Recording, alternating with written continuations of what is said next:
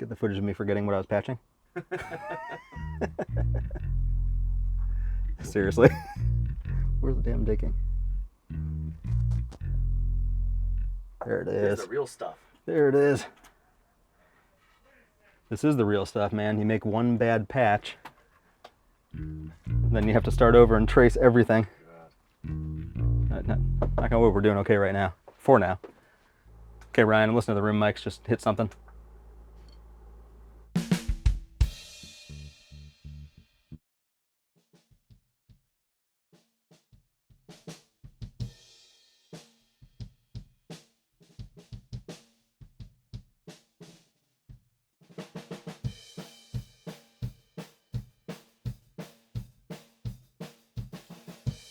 So these are not detented, right? No. Okay.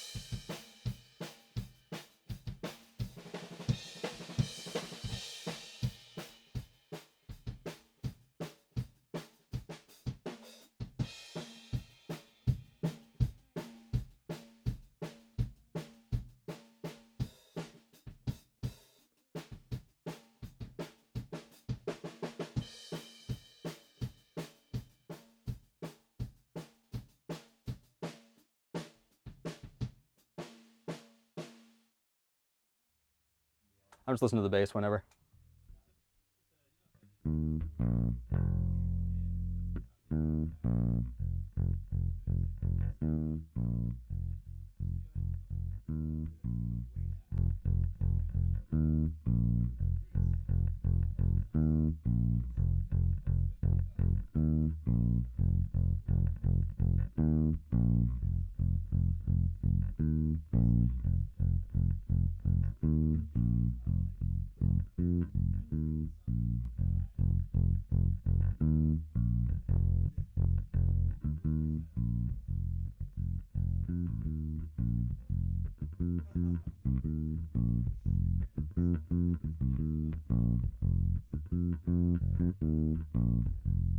So it's sounding better now, not distorted out there? All right. And so the other thing I would think about is that we're still going to mess with the tones a tiny bit, but you want to still do it and get the form down now? Yeah? Okay. All right, you guys play a tiny bit and let me see what I'm getting here. All right, here, I'll give you the click and we'll see if this crashes and burns or not. Tonight we ride, right or wrong. Tonight we sail on a radio song. Okay, we get that structure right. All right, I'm turning myself off then. Break then. Then we're gonna go through and do all the, here's the kick drum and all that kind of stuff. All right, so we'll take a look at the mics on the kit. So we'll start on the kick. So inside kick, and actually the kick is, so my house kit is a DW Performance Series kit. Really great sounding kick drum. The whole kit is really great, especially for the price, but the kick, we use this all the time. People bring in drum sets and we'll use maybe some of the other toms. We'll use this kick a ton. It just works. I really, really love it. So inside the drum,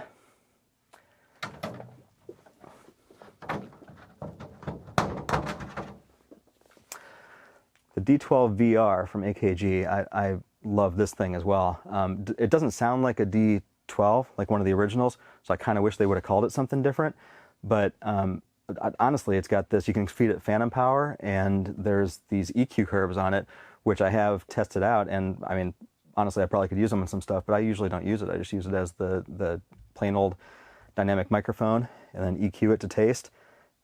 Great sounding mic. I get a ton of low end out of it, honestly. So I have a sub kick I'll use sometimes, but sometimes oftentimes when I'm using the sub kick, I'll be using it for actually some low mid distortion kind of stuff and pushing that. It's just kind of a different way to approach that because there's so much low end that you get out of this thing. Then you have the United Studio Technologies UT47 FET, which I love. It's a $900 microphone and does what you want a 47 FET to do on the outside of a kick. It gives this poof, just this realism, and also this length to the kick drum generally. And then, especially for the type of music we're doing right now for this Tom Petty tune, I'm pulled off of the batter head, off the beater, about as far as this is from this head. Gives me a little space, lets things develop, and then also phase aligns them, so I'm not having to use any kind of trick there or phase alignment tool. So moving over to the snare, got the Beyer M201. Great microphone, 57 obviously great on a snare, and we all know what a 57 is going to sound like on a snare, but this thing just works. I really like it. Pulled a little further off the snare than we sometimes will be. We talked a little bit about the bleed and kind of the sacrifice we're making there, bleed versus just getting a little bit more air around the snare. We were trying to open up the snare a little bit, and this is where we ended up. But good sounding snare. This is a Superphonic. I mean, Ludwig Superphonic. I have this whole rack of fun snares behind me, and a huge percentage of the time we're recording Superphonics. It's the most recorded snare drum in history. Good sounding drum. You can usually get what you want out of it. So on the hat we have the 451. We did move it around. A small little movements on this can really change quite a bit on a set of hats like this. We wanted a little bit more crispness out of what Ryan was playing there, so we adjusted a little bit, moved it a little bit towards where he was actually sticking, where he's actually hitting the cymbals, and that I think gave us what we were looking for, and a little bit of chunk just to bring the focus on that hat in the picture that the overheads were already painting. This was a pretty straightforward kit. So kick, snare, hat, a couple of crashes, just keeping things simple for this session and also for the number of input channels we had on the board. Just try to keep things simple. Overheads, these MA1000s. So David Royer's version of a 251-esque microphone. Just love those things. Great sounding tube microphone. It has the top end, the brightness of that style of microphone, but still some body. It's still balanced. Just absolutely great. The placement ended up a little different. Normally I'm really careful to split this axis down the middle, and I really do like to have my kick and snare as much down the middle of the overheads as possible. In this case, a little that went away. We didn't have the floor tom there. I was trying to split the difference between the snare and the crash over here, and then pick up the snare, the hat, and the crash over here. So I ended up with a little bit slightly wonky placement there, but it sounded good, and everything was phase coherent and supporting the snare, and it was all constructive. So I liked that. So I'll do this microphone, this Huart microphone. We move it around a bit. Sometimes it really, really works. Sometimes it's just fine, but it's just picking up the kick and the snare, and it just gives a little bit more, lends a little more realism to the kick, especially. But then it can sound really cool with the snares, or was it picking up from the snare as well, and everything. The rule is to make everything, or the name of the game is to make everything as phase coherent as possible, so it's all supporting the other drums when you pull them up, and it was doing that enough for us in this case. We can get a close-up shot, or I think we did already, of one of these that I have in the control room, but this little Niant microphone. It's one of these little like $20 microphones that somebody builds into these Canon connectors. Really cool, fun little microphone. I stick it in there. It's, this is all treatment. This is all soft, so it's sucking up all the high end. and down kind of near a corner, and just trying to get some crunchiness out of the room, out of the drum kit, without it being overly bright, because of course when you go and start compressing stuff, you end up with all the cymbals coming right up. So that right there just works really well generally with the kit and really supports things.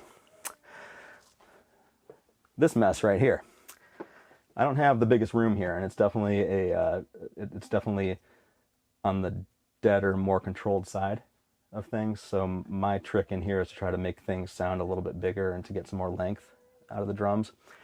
I have a U47 in here, a Signal Art U47 that Chad built me, and great sounding microphone.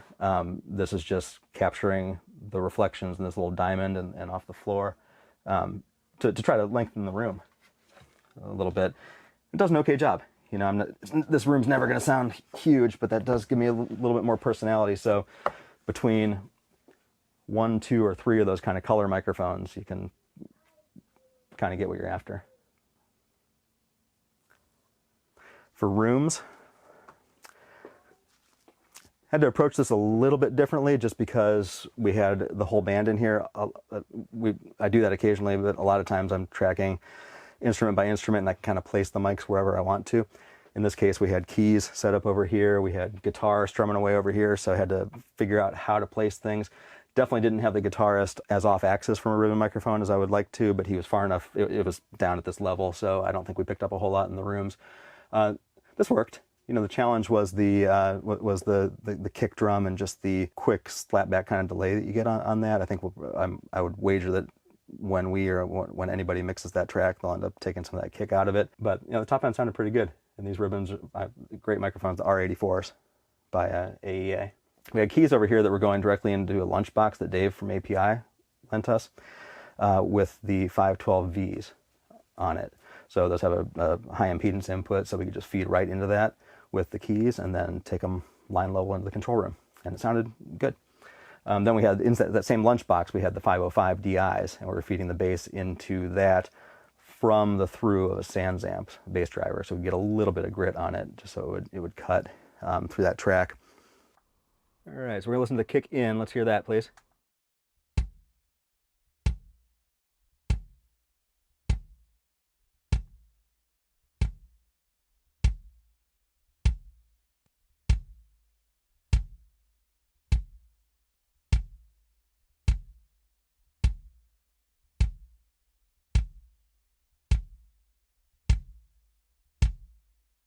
That kick in is the D12, the new version that AKG makes.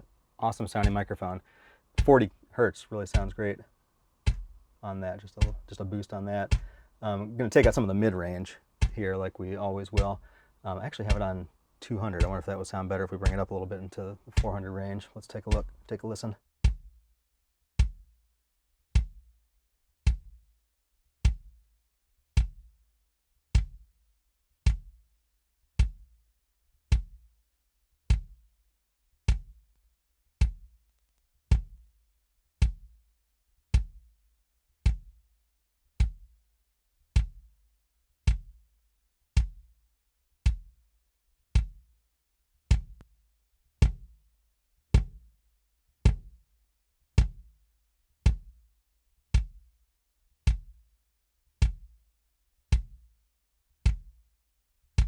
And then just a little peek at 5K. So going for kind of more of a punch rather than a slap on this, just for this genre of music. Then listen to the outside kick.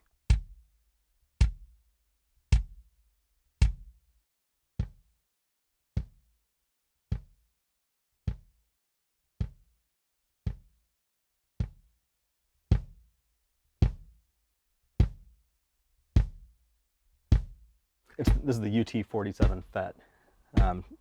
Amazing sounding microphone, and it does that thing, that kind of pillowy kind of outside kick thing that the U47 FET has always done. So yeah, this one I have actually, so at 50 hertz, a little boost, actually 4 dB of boost, and then we're doing, I did end up taking out some 200 hertz for that. I wonder.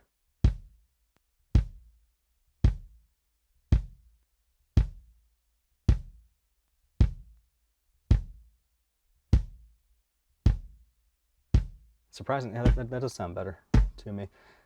And then we're doing the, this one actually put some air into it. That's 10K, and we're getting a little bit of bleed from all these drum microphones. We're getting bleed into the kick and everything like that, but it's all constructive bleed. It all does sound pretty good, and then we'll layer the samples back in that we're taking here at the end of the session.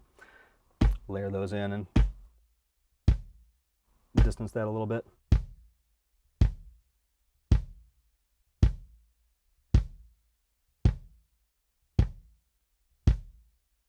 Yeah, sounds good.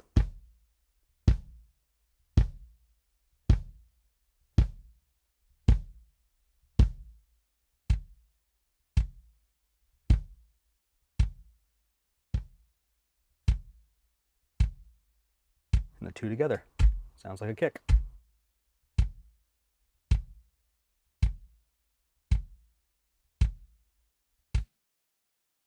All right, let me hear that snare top, please.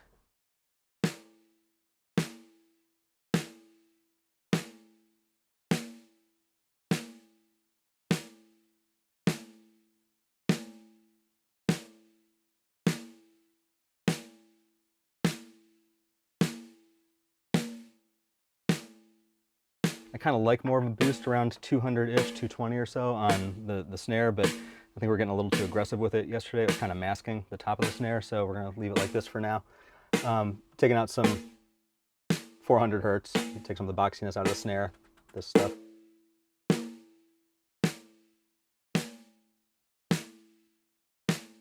Then we can further carve that up in mixing. Then some 10K, ended up with a 4 dB boost at 10.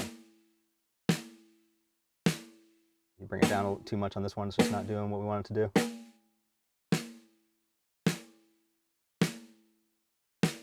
Sounds good. Ryan messed a little bit with the snare and got it to pop a little bit more, sound a little more open. And then we're feeding it through the MC77 down here, just tapping it a little bit.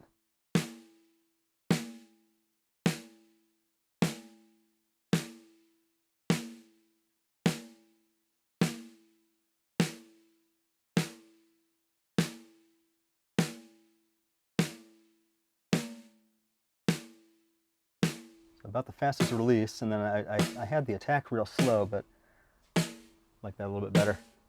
A little more pop with whatever he did to the snare when he was messing with it. Snare bottom.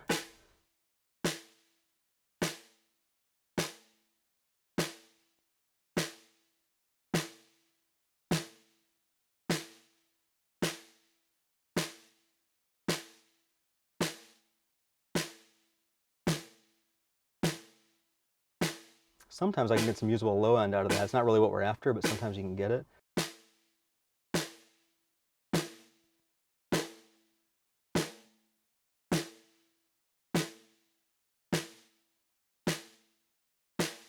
Not in this case though, so we'll just try to take out some of the boxiness.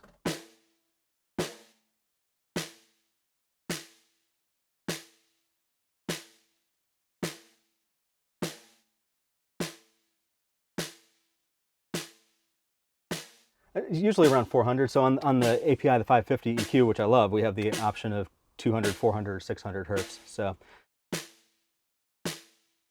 on the bottom snare, it's not necessary to get any kind of low end out of that, but I think a lot of us are usually getting some of the punch of the snare out of 200-ish, 220, depending on the snare, of course, and the fundamental of it.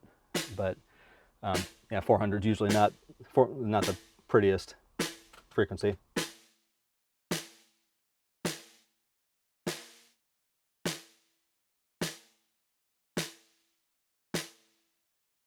So it's that kind of stuff.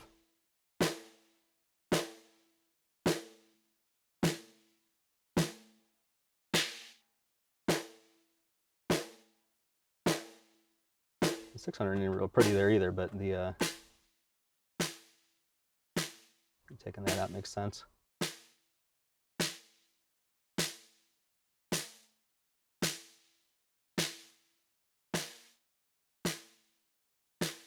I don't know that I even boost anything on the bottom snare here. Can always do that in the plug-in in the box when we're mixing, but don't want to make it too brittle sounding.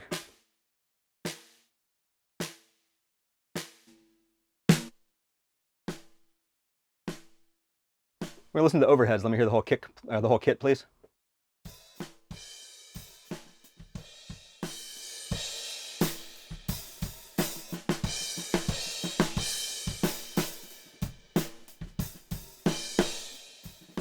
So these are the MA1000s, those Mojave microphones, just amazing sounding. Basically David Royer's version of a 251-esque kind of microphone.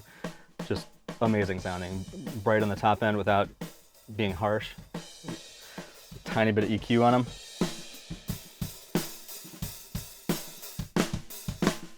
Again, taking out some of the boxiness of the drums overall. I think I'm cutting. Oh, I ended up taking out a little 240, actually. A little boost on the top end at 5K, and a little bit on the bottom at 50, actually. I don't normally necessarily get low end out of the overheads, and we can always chop that off later, but right now it sounds good. And then no compression. Ryan really balances himself quite nicely, so I'm not using any kind of compression on it right now.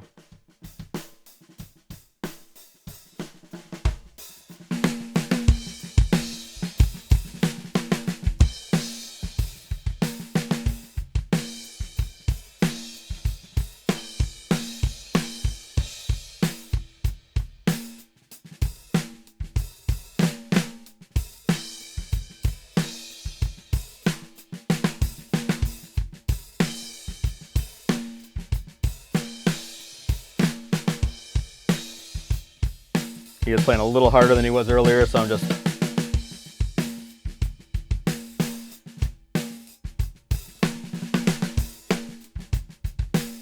playing a little harder than he was earlier, so I'm just monitoring the input level to make sure we're not going to clip there.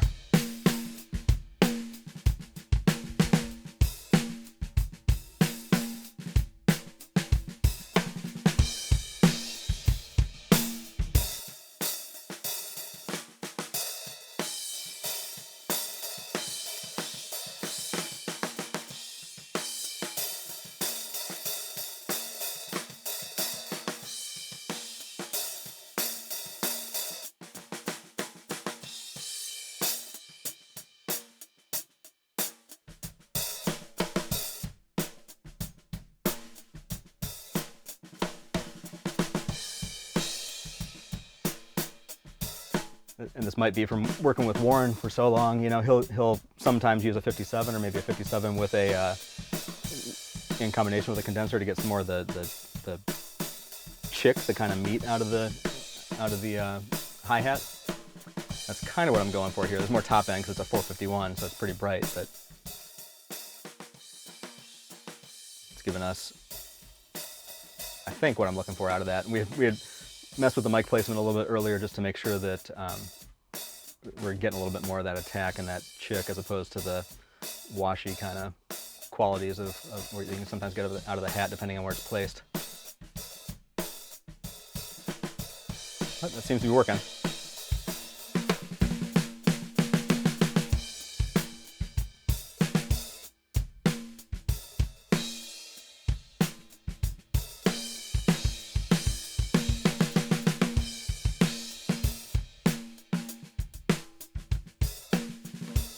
All right, so now we get into some of the fun microphones. So I'll end up showing you, I have a mic that I placed in the middle of the kit. I call it the heart of the kit. You know, people will call it crotch mic and that kind of stuff, but just trying to get,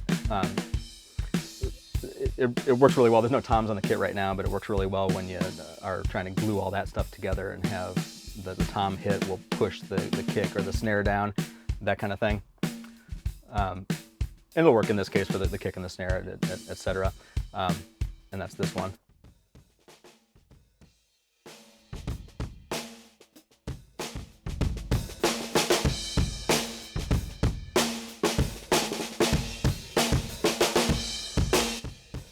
You think of like kind of like some of the John Leckie records, like the bends he did with Radiohead. Some of this you can just picture the front head of the, and this is actually miking it from the back, from the resonant side of the head, but you can picture the drum right in front of you, you know, the kick drum. Gives it some of that personality. I have a pretty small room. It's not tiny by any means, but it's not huge. So I try to make it sound bigger any way I can. So in this case, this is my mono room.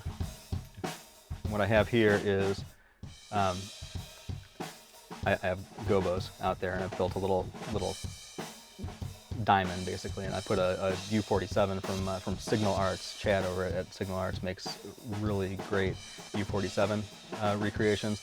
So I have one of those in there, and it's just catching all the stuff that's bouncing around off of the wood floor and the wood reflective side of the gobos, and makes the room sound a little bit bigger. And these are the fun mics to play with.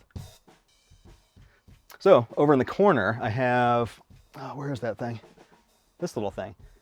And I want to say it's Niant, N-A-I-A-N-T. It's just this person or a company, I guess, that builds these little mics into the Canon connectors for microphones, and they're fun. They're fun. They're in, when I bought it, it was 15 or 20 bucks. Got a pair of those.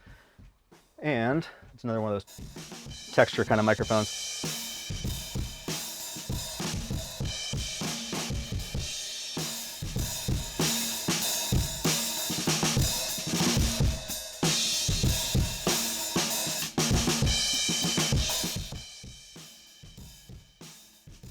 So that's over in the corner, right in front of treatment. So it's extremely absorptive down in the corner. So it kind of exaggerates the low frequencies as opposed to sounding too top heavy and harsh. And that thing, and the thing is that, I mean, not all these mics will get used on a mix, or maybe they will. I mean, you take two of them and they can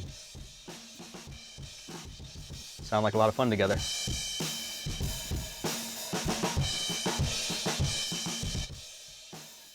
But it just gives us options at mix time, and we go through and make sure everything's phase coherent as room mics can be, and that they're kind of constructively adding to the kick and snare and not taking away from.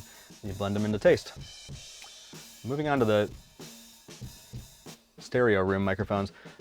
So a lot of times in this room I'm tracking drums without the rest of the band, so I have a little more freedom as to where they're placed. We have these ribbons on the back side of the gobos just to try again to make the room sound a little bit bigger. We're never going to escape the sound of the small room and the more the immediacy of a kick in a small room especially. But some of that can be chopped off, and then I think with a little bit of compression these rooms could be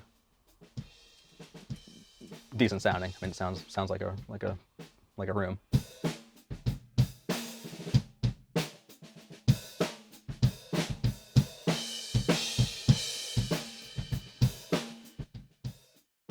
So Dave from API is here, and he brought over these the EQs, the SV14.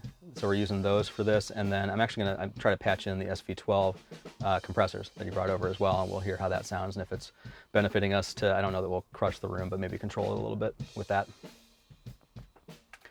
Okay, take a break. I'm going to patch in these compressors that Dave brought, and then we'll see if they're useful. All right, let's hear it. I'm going to figure out if I got the patch right on the compressors. How about that? See what these things sound like.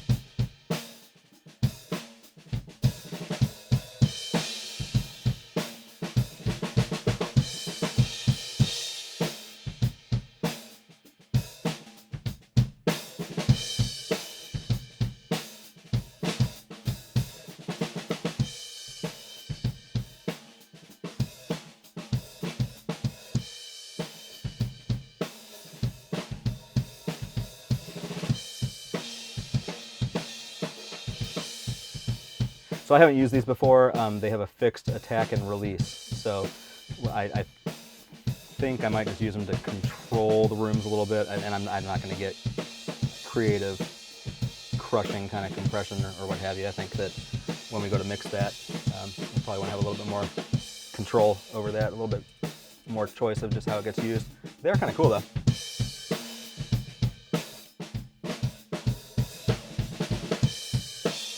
frankly, maybe some compression after we decide to take out some of the low end on it. I've already got it cut here, but I think I just need a filter to get rid of some of that possibly, and then mess with compression.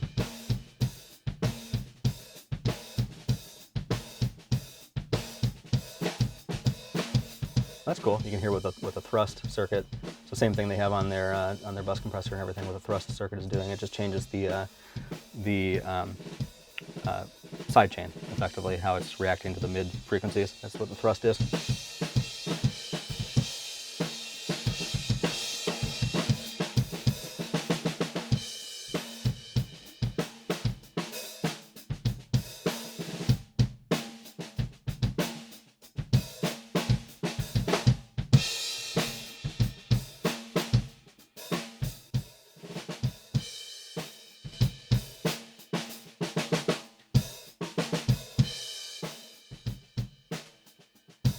Trying to level match and see what it's really actually doing to the signal. I can see that it's controlling the kick on this side, but I kind of just want some of that energy out of it anyway.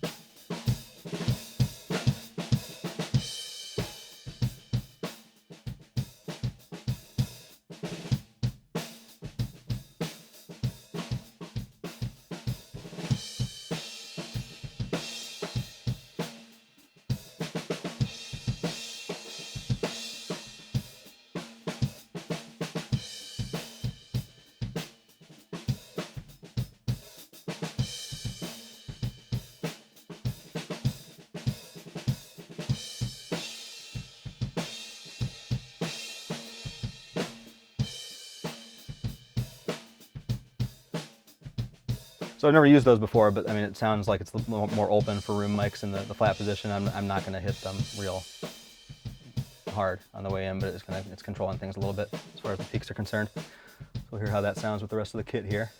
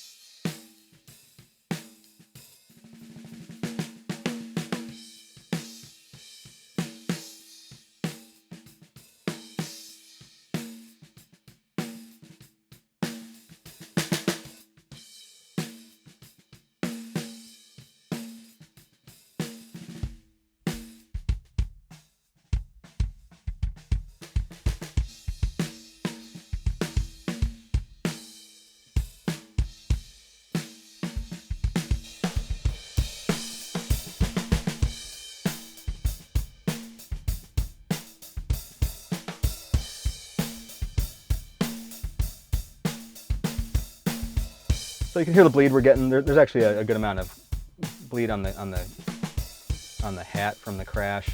It all seems to be constructive. It's not creating any kind of real phase issues that I'm hearing. So I think this will all work out.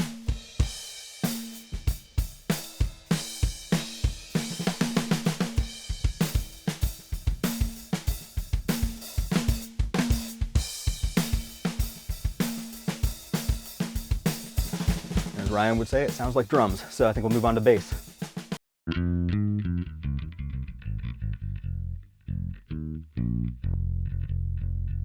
All right, so we're gonna listen to the bass a little bit here.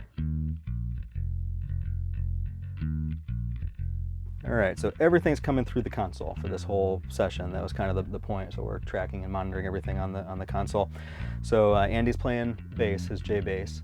It's coming into the API 505 pre. We have a lunchbox out there with the 505 pre and then some other a 505 DI and then some other pre's that we're using for the keys. So we're feeding in the direct from the DI.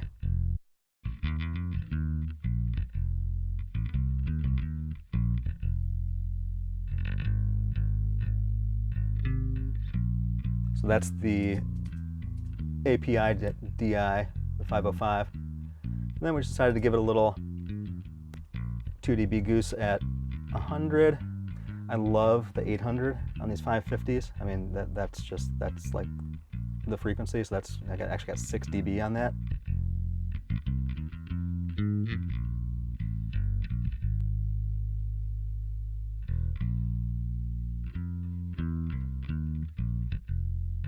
And then a little 2.5 K.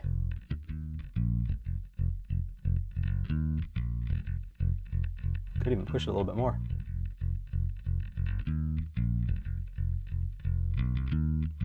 Bring a little finger out, the sound of the finger. Then we have a bass driver as well. There's a little distortion that helps cut through the mix when it comes down to it. A little bit more. This doesn't sound like an SVT, but a little bit more of that kind of grind to it that I find kind of cool. I think we're on about 50 hertz on that. Sounded good. More of the 800, in my opinion, sounds good. And it's more 2.5. So.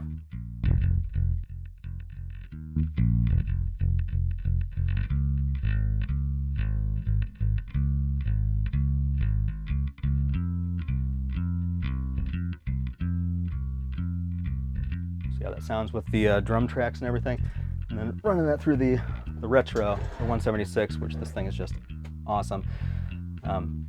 Using primarily API stuff, but for some of the compression, we have some other stuff in here.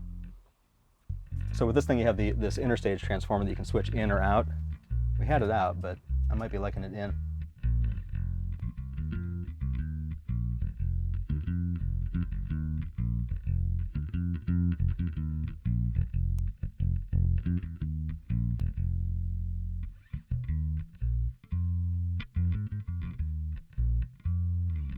Actually, almost controlling some of that fartiness that we were getting out of the thing earlier. So that's the interstage transformer. You have this asymmetry, which makes a big difference on some sources.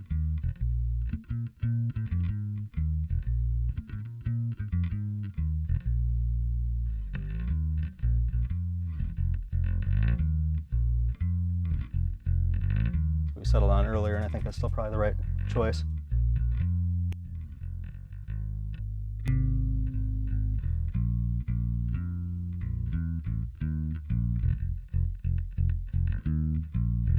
So the goal is to make the bass sound great and kind of cut on smaller speakers and sound good without the sub. But yeah, I like how that sounds. All right, let's move on to guitar.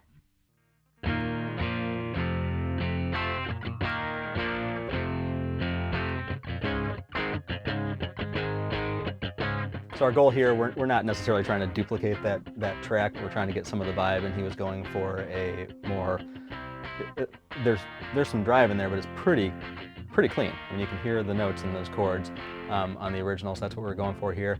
I have a 57 and a 121 on the amp, and it sounds like we got them back to about where they were.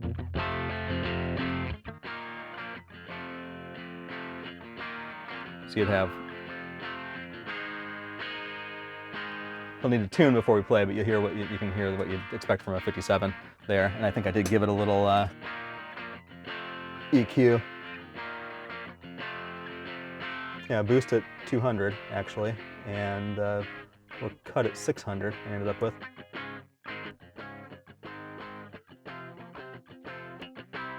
It's definitely not a bright sounding speaker there, and actually a lot at 2.5, cutting through there again.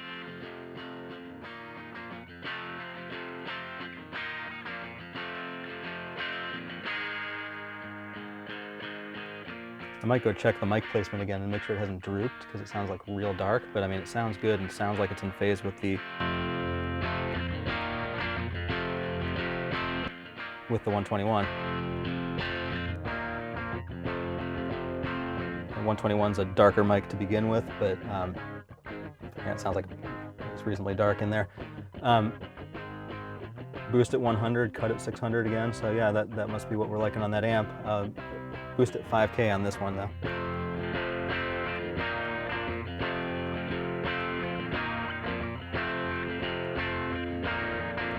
Then we're taking that out, so we're like we discussed, we're going to use as much of this board as possible. I didn't even mention earlier on the drums that the hat and the rooms, they're coming directly out of the insert output. What I have here, everything in red is what we're tracking.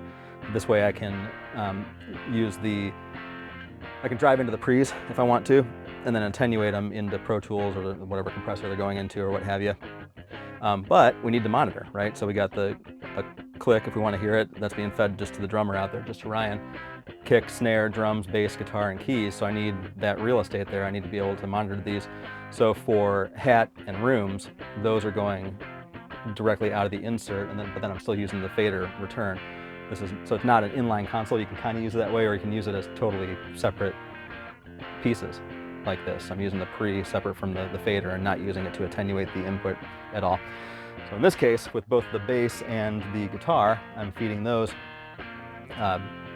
through the bus outputs and then taking those into, in this case, the Serpent cool sounding LA3A style compressor. And you know, the meter's not moving a whole lot. It's probably doing a reasonable amount to the signal actually.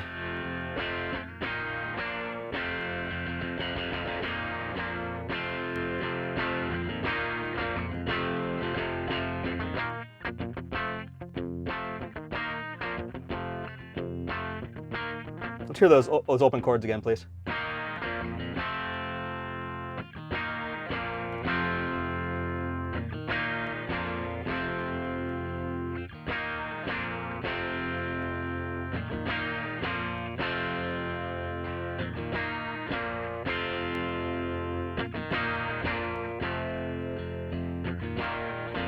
All right, so tricky thing there is that the levels a little bit different, so the bypass is actually louder, which we might think sounds better. Maybe it does. In this case, though, I like that it's controlling it just a little bit. It's not doing a ton to it. Somebody could really mess with these things after the fact if they want to and compress them quite a bit more. And then, honestly, what I'll do on some of this stuff, because this is nowhere near as bright as the guitar currently that's on the actual Tom Petty track. But I'll take an EQ like this, and this is a DSP-based one, so we can use it while we're tracking. I'll do something like this to say, hey, if I really did want to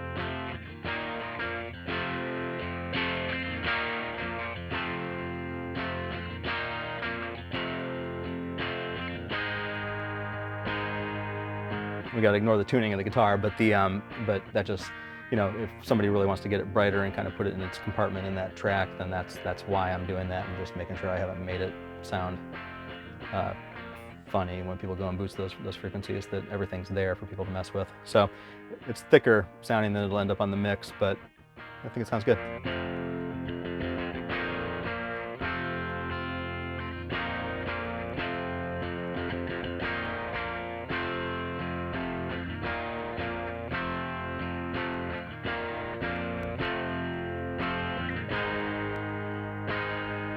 So that compression is also cutting out a tiny bit of low end, it sounds like, which is not a bad thing on this. I mean, everything I'm doing over here is trying to brighten the amp up, but yeah, it seems to be working.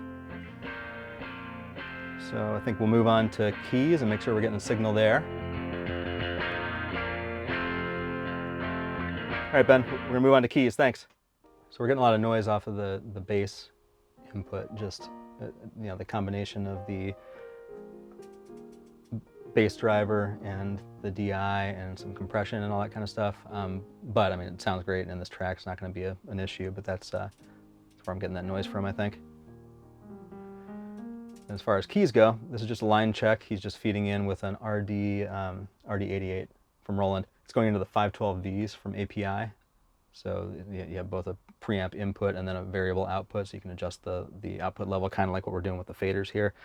That was huge for them to add that to their 500 series stuff, and then just feeding directly into Pro Tools from there. right, go ahead and play, Josh, please.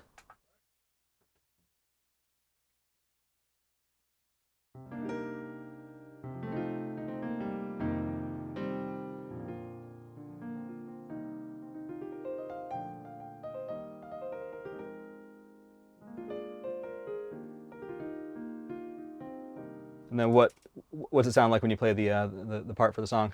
No, simple.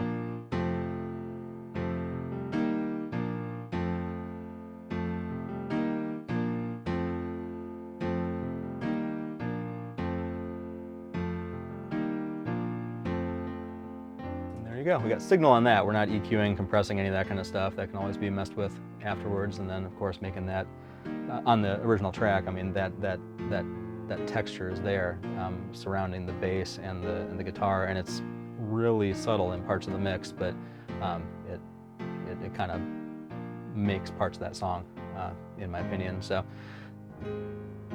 whoever's mixing it can mess with that and make it hopefully hug the guitar and the bass in that same way or a similar way. All right, sounds good. We got signal from everybody, so we can start whenever. Nice. All right, say when.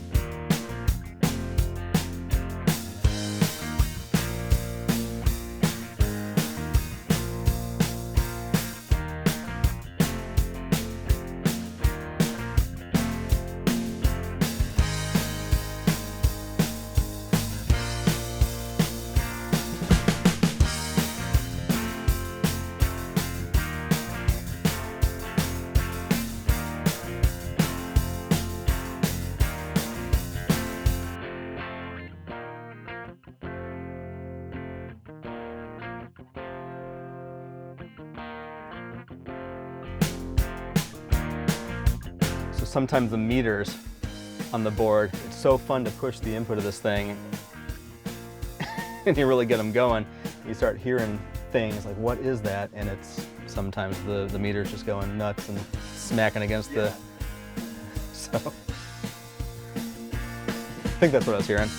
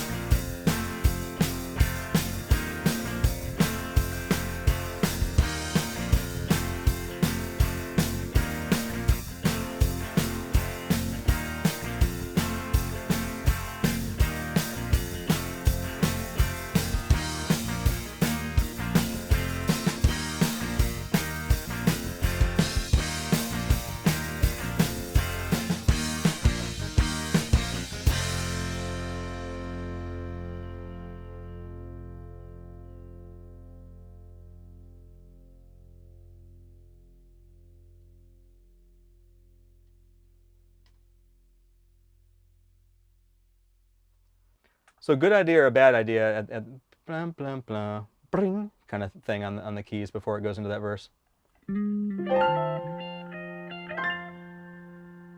Yeah, something like that would work. Okay, here, let's, I'll run you back there so you know where you're at and then try to punch you, okay?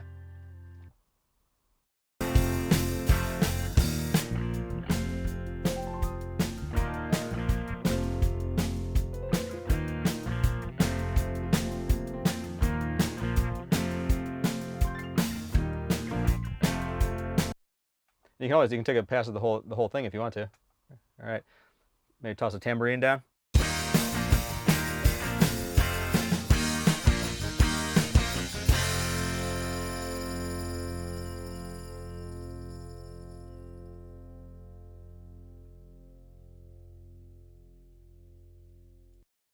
Excellent. That pretty much does it. I guess we move on to second guitar.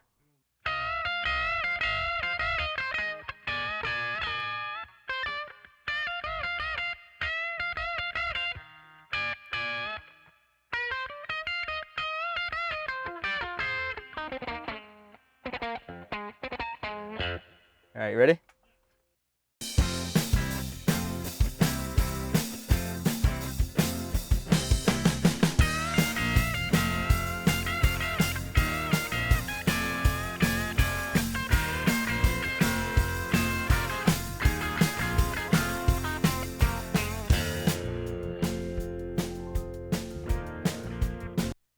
Yeah, I like it. Are you happy with it? Yeah, I think it's good. Do you want to get another tone then for the second guitar with the Jazzmaster? You switching amps or no? Sorry. Yeah, I good. So this amp was not as noisy as it is right now when we put mics on it earlier today, but it sounded okay. So we're just using the good old R121, you know, a Royer 121 and a 57 on this. Very important is getting the elements lined up to keep everything as in phase as possible. Not that them being slightly out of phase, I mean that'll just effectively filter the signal, and if it sounds good, it sounds good. But the element in the 121 is set slightly back, and that's what makes the front and back of the mic sound slightly different. You know, the back side is actually brighter, and then the 57, the element is further back. It's near the band, so it's further back than people think it is. When it comes down to it, if it sounds good and is not phasey, then that's what you want. Definitely wasn't getting the bite and everything out of it that I thought I was going to get out of the 57, so we added a good amount of mids and top end. But I think we got there to a pretty good tone that'll work in a mix once somebody carves it up a bit. So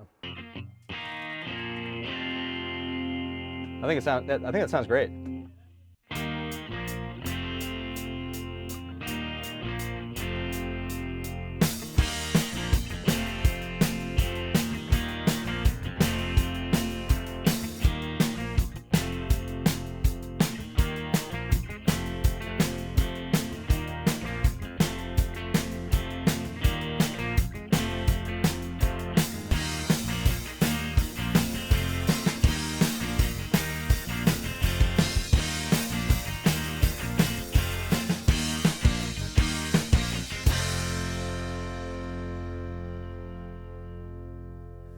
All right, so I'm going to try to sing this vocal. Do we have another engineer in the house? Hello, Mike, how are you? So we're going to have Mike sing a little bit here. And just a cappella before we go into the track. And the way he's got it set up here is it's going fader to, which is interesting, fader to the tube tech, which I don't normally do. Normally that's just fader to tape. But I like the idea of that, because then I can just use it if I want to push the compressor a little bit harder. Tonight we ride, right or wrong. Tonight we sail on a radio song. Rescue me, should I go down if I stay too long in troubled town?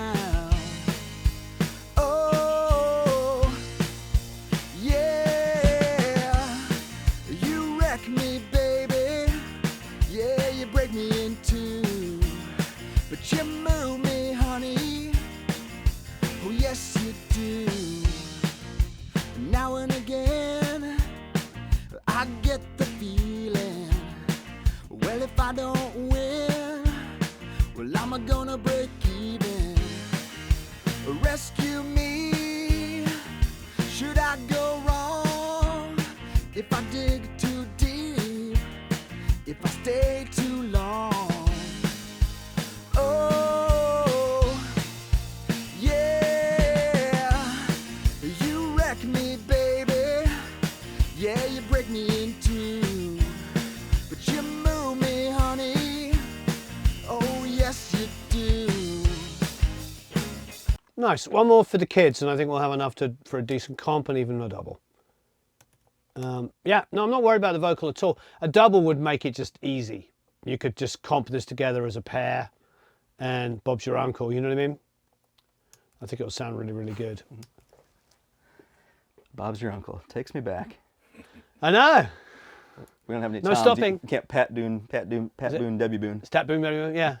Was it what it was? It was no stopping, no stopping, no mistakes, no pressure.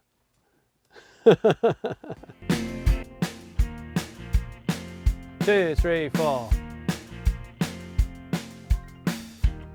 Well, I'll be the boy in the corduroy pants.